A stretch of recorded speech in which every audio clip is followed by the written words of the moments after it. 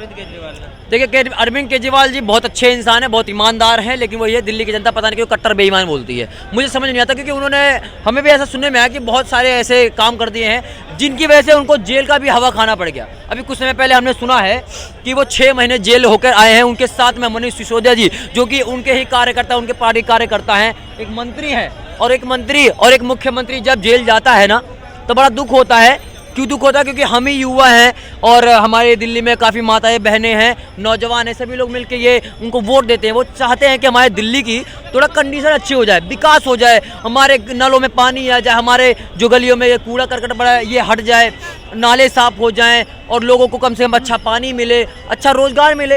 लेकिन जो चीज़ें सोच के हम लोगों ने उनको 2 टर्म उनको जिताया है वो शायद वो उस पर जो खड़े नहीं उतरे हैं, वो कहीं ना कहीं इस चीज़ में असफल हो गए हैं।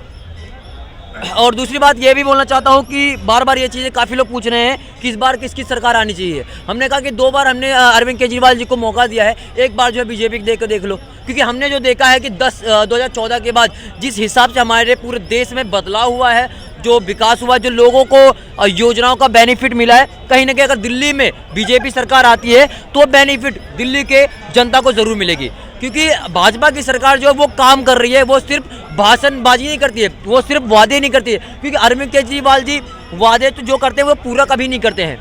वो कहते हैं हमारे दिल्ली के स्कूल में अच्छी शिक्षा चल रही है तो 10 लाख बच्चे फेल क्यों हो रहे हैं, किंतन जैसे बच्चे का मर्डर क्यों हो रहा है, साक्षी जैसी लड़की का मर्डर कैसे हो रहा है। दूसरी चीज़ हमारे दिल्ली में अगर देखेंगे तो महिलाओं को 1000 रुपये देने का वादा हमारे मुख्यमंत्री जी करते हैं, फिर आती हैं आतिशी मारलिया जी करती हैं, पर वो 1000 रुपये मिलते नहीं है। मिलते कब है? जब ये चुनाव आने वाला होता है, फिर 4 महीने के लिए 1000 रुपये देने की बात करा तो 2100 रुपये हो गए हैं, 1100 रुपये सब उनके बढ़ा दिए हैं, है ना। दूसरी बात है आप लालच दे के दिल्ली की जनता से करना क्या चाहते हो?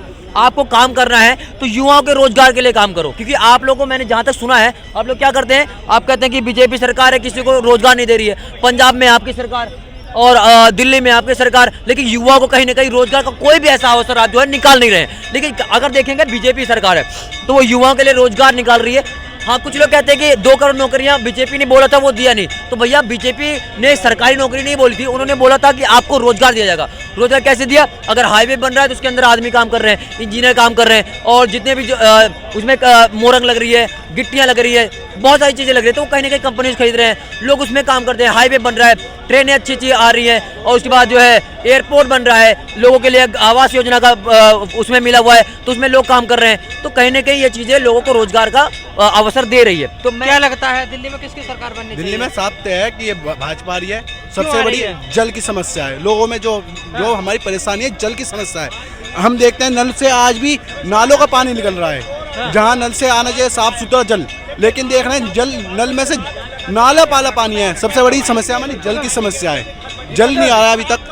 जो आप हमारी गंगा यमुना जो नदी हमारी जो दिल्ली में बह रही हैं वो अभी तक सूत रही नहीं है। हम देखते हैं हर बार छठ पूजा पे हमें